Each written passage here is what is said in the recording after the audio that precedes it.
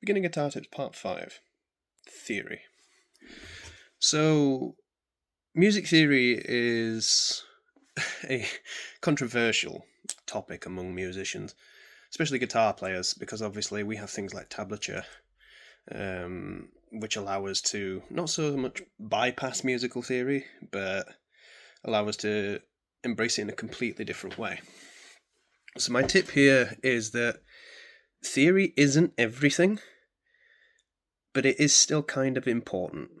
So, I myself am not a theory trained musician.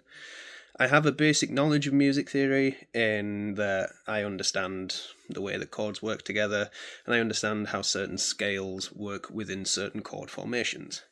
But if somebody was to ask me to name all that theory, I would struggle a little bit.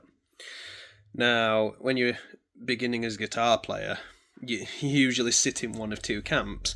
It's either that you don't want to understand theory at all, or you make it entirely your focus as you develop as a musician. I didn't learn any sort of musical theory until I was about 18. And even then, it was just basic theory, like learning to read notation, understanding basic chord principles, understanding how certain westernized scales work. But I don't think it's everything.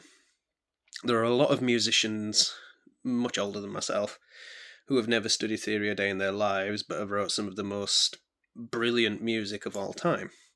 And this can sometimes be because members of bands, I take as an example Metallica, for instance. James and Kirk were not theoretical musicians, but Cliff was.